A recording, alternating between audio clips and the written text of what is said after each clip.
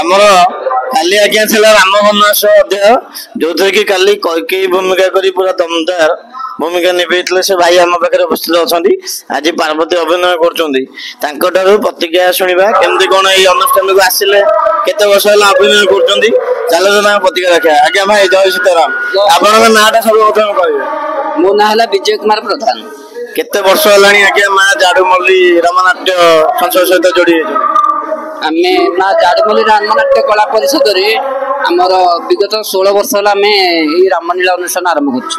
ଆଚ୍ଛା, ଘରୁ ଆଜ୍ଞା କିଏ ରୋଲ କରୁଥିଲେ ନା ନାଇଁ, ଯୋଉ ଗାଁରୁ ସବୁ ଅନ୍ୟମାନେ ଶିଖିଲେ ଆସି କଲେ ସେଇଠୁ ଆସିକି? ଆମର ଏ ଯୋଉ ଅନୁଷ୍ଠାନ ହେଇଛି, ଆମର ବାହାର କେହି ଗୁରୁ ନାହାନ୍ତି, ଆମ ନିଜ ବଡବାପା ଆମକୁ ଶିଖେଇଛନ୍ତି। ତାଙ୍କର ଏଇ କଳା ପ୍ରଦର୍ଶନ ଆମ ବାପା ହେରିକା କରନ୍ତି।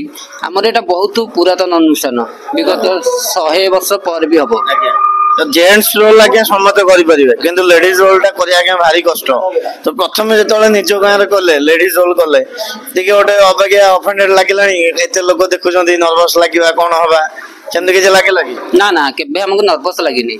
ଆମକୁ ବହୁତ ଉତ୍ସାହ ଲାଗିଛି, ଯେହେତୁ ଆମ ବଡବାପା ନିଜେ ଆମକୁ ଶିଖେଇଛନ୍ତି, ସେ ଆମର ଗୁରୁ। ଆମକୁ ବହୁତ ଭଲ ଲାଗିଛି, ଆମେ ପୁରା ନିପୁଣ ସହିତ କରିବାକୁ ଚେଷ୍ଟା କରୁଛୁ, ଯାହା ଭଗବାନଙ୍କ ଦ୍ୱାରା ହେଇଥିବ। ଆପଣଙ୍କୁ ମ୍ୟାକ୍ସିମମ୍ ନାରୀ ଭୂମିକା ଭିତରେ କୋଉ ଭୂମିକାଟା ଆଜ୍ଞା ବେଶୀ କରିବାକୁ ଭଲ ଲାଗେ? କୋଉ ଭୂମିକାଟା ଆପଣ ବେଶୀ ଭଲ ଲାଗେ? ମତେ ସବୁଠୁ ନାରୀ ଭୂମିକାରେ କୈକେୟୀ ରୋଲଟା ଭଲ ଲାଗେ। ନିଶ୍ଚୟ ରିକ୍ୱେଷ୍ଟ କରିବୁ ଆପଣଙ୍କ ସେଇ କୈକେୟୀ ଭୂମିକାର ଗୋଟେ ଡାଇଲଗ କି ଗୀତ ଯାହାବି ଆପଣ ମନେ ଥିବ ଆମ ଦର୍ଶକ ଆଗରେ ରଖିବେ। ସ୍ୱାମୀ, ଆପଣଙ୍କର ମନେ ଥିବ ଦେବାସୁର ରଣକାଳେ ଆପଣଙ୍କର ପାଦରବଣ ଦୂର କଷ୍ଟ କରିଥିବାରୁ ଆପଣ ମୋତେ 2ଟି ବର ଦେବେ ବୋଲି ବଚନ ଦେଇଥିଲେ, କିନ୍ତୁ ମୁଁ ତାହା ସେତେବେଳେ ନ ନେଇ ଆବଶ୍ୟକ ବେଳେ ମାଗି ନେବି ବୋଲି କହିଥିଲି। ମୋତେ ଆଜି ସେଇ 2ଟି ବର ଦେବାକୁ ହେବ, କୁହନ୍ତୁ ଦେବେ ତ? ବହୁତ ସୁନ୍ଦର ଅଭିନୟ। ନାଁଟା ସର୍ବପ୍ରଥମେ କହିବେ। ସଞ୍ଜୟ କୁମାର ବଚ୍ଛି। କେତେ ବର୍ଷ ହେଲାଣି ଆଜ୍ଞା ଏଠି ଅଭିନୟ କରିବା? ଅଭିନୟ କରିବାର ଆଜକୁ 16 ବର୍ଷ ହେଇଗଲା ଆମର। ଯେବେଠୁ ଆମର ଏଇ ଅନୁଷ୍ଠାନ ଆରମ୍ଭ ହେଇଥିଲା ସେବେଠାରୁ 16 ବର୍ଷ ହବ। ତ ସେବେଠାରୁ ବି ମୁଁ ରାମ ରୋଲରେ ଅଭିନୟ କରି ଚାଲିଛି। ସେ ଠାକୁରଙ୍କ ଆଶୀର୍ବାଦରୁ ହିଁ ଏସବୁ ଜିନିଷ ଚାଲିଛି। କୁହାଯାଏ ଆଜ୍ଞା ପ୍ରଭୁ ରଘୁନାଥଙ୍କ ଦୟା ନହେଲେ ତାଙ୍କ ଭୂମିକା ନେବା ଭାରି ଆଜ୍ଞା କଷ୍ଟ। ମନରେ କେତେ ଗର୍ବ ଅନୁଭବ ହଉଛି ଆପଣଙ୍କ ନିଜ ଗାଁରେ ଆପଣ ଲିଡ୍ ରୋଲ୍ ଆର୍ଟିଷ୍ଟ ଭାବେ ଆକ୍ଟିଂ କରୁଛନ୍ତି? ଗର୍ବ ତ ଆଜ୍ଞା ମୁଁ ସେଟା କହିପାରିବିନି।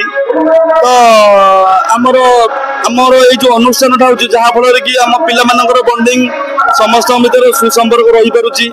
ମୁଖ୍ୟତଃ ତାପରେ ଆମ ପିଲାମାନେ ଏବେ ଏଇ ଯୋଉ ଅନୁଷ୍ଠାନରେ ପଶିଲା ଠାରୁ କେହି ଗୋଟେ ବେକାର ବି ନାହାନ୍ତି ଆଜି ପର୍ଯ୍ୟନ୍ତ। ସମସ୍ତେ କିଛି ନା କିଛି କାମ ଧନ୍ଦା କରିକି ଭଲସେ ଚଳୁଛନ୍ତି। ଆଉ ଆମ ସବୁ ଏଇ ମାଆଙ୍କ କୃପାରୁ ସବୁ ହେଇପାରୁଛି। ଆମେ କିଏ? ଆମେ ତ ତାଙ୍କର ସେବକ ମାତ୍ର ନା। ନିଶ୍ଚୟ ଗୋଟେ ଛୋଟିଆ ରିକ୍ୱେଷ୍ଟ କରିବୁ, ଆପଣ ଏତେ ସାରା ଗୀତ ଡାଇଲଗ କହୁଛନ୍ତି, ଆପଣଙ୍କର ଏଇ ରାମ ଭୂମିକାରେ ଗୋଟେ ଫେଭରେଟ ଡାଇଲଗ କି ଗୀତ ଆମ ଦର୍ଶକ ଆଗରେ? ଅନୁଜରେ ସୀତା ବିହୁନେ ଯେତେ କଷ୍ଟ ନ ହୁଏ ମୋ ହୃଦୟରେ, ତହୁଁ ଭଳି କଷ୍ଟ ହୁଏ ପିତୃସମ ପକ୍ଷୀବର ପାଇଁ।